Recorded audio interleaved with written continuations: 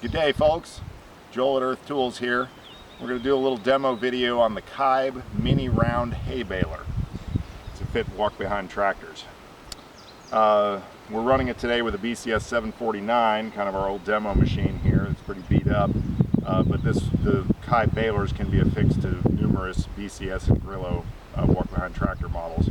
The new balers are actually painted yellow. You'll see that on our website. This is our old 2001 model red baler. They painted them red back in the old days. Same baler, just different color. We've had this thing in service for 20 years.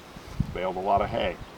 So a couple things I'll point out is that the hay typically needs to be made into windrows. As you can see here, we've used a Milan hay rake to rake it up into windrows. These are kind of light windrows, so I could probably take these in second gear, although I'll be baling in first gear today just to give you a little slower picture of what's going on. As far as features on the baler and controls, we've got the parking brake for the baler, which we won't be using today because we're on flat ground.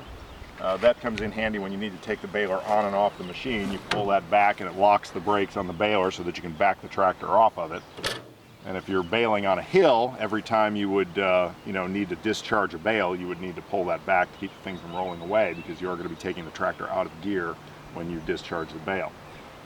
This is the steering lever. This moves the wheels of the baler left and right so you can steer it, because the baler is considerably heavier than the tractor. You're not just going to be steering the baler by muscling it around by your handlebars.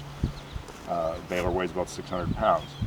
So it needs its own steering system. This control here activates the net wrapping cycle on the baler so that it will net wrap. You can see the net wrapping on the top of the baler here. We have videos on replacing the net wrapping as well as videos on servicing the baler. Anyway, this is the control that activates your net wrapping cycle, which you do when the bale is full. When you activate that net wrapping cycle, it will automatically engage the net cutting cycle and the door eject cycle. So all that gets operated by that. I mean, just one pull and it activates the whole thing. This is your raise and lower lever for the front mouth of the baler. As I move this up and down, the camera can pan down and see the picture up and down. So you would put it up for transport typically and lower it down for actual baling. You can control how far it comes down by changing the linkage on this chain right here. That's the chain that catches it. And that's pretty much it in terms of baler features. Now also I'll point out that on the front of the baler here you have a couple of small levers. This one on the top is your manual release for the bale door. So if I wanted to open this bale door at some time that I didn't have a bale in it, I pull this up, jerk the door up, and I can open up the thing. So we got a little leftover hay in there from yesterday. You can see the aluminum rollers that form the bales. Those go all the way around the perimeter. Make sure that's shut. Okay, this one here is actually connected to this. If you watch the lever on the front, you can see that when I move the lever up top, it moves that. So that's that's the manual activation for the net wrap cycle. When you operate that lever from the top, it's just connected down here with a cable.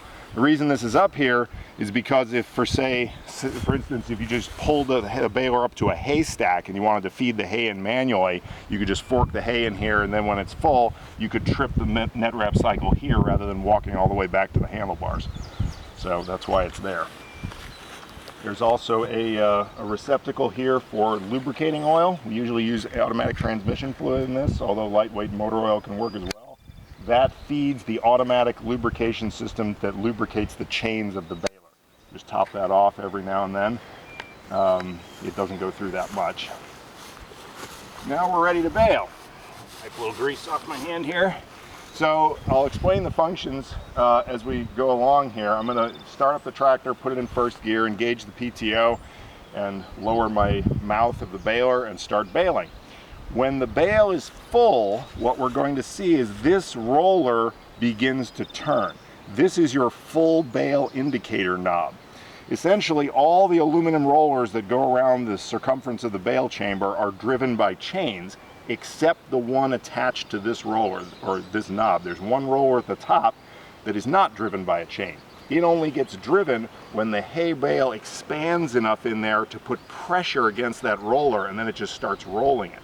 You can control how much resistance is against this by this little wing nut right here. The wing nut tightens down on a brake, and if you want a tighter bale, you tighten down the wing nut. If you want a looser bale, you loosen up the wing nut, and that allows a little freer movement of this, and it starts spinning more easily. The thing is, when you pull in a big chunk of hay, you might see this thing turn just for a second. It might make like a quarter revolution because that big chunk of hay came around and hit that roller and made it spin a little. Well, the bale's not full.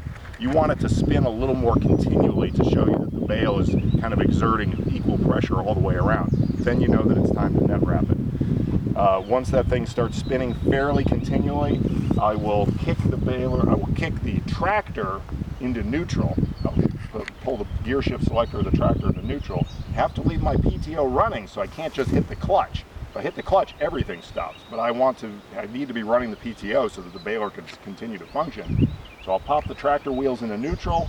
I will squeeze my net wrapping cycle lever for 2 seconds. 1, 2, release. And then it will go through its net wrapping cycle and inject the bale.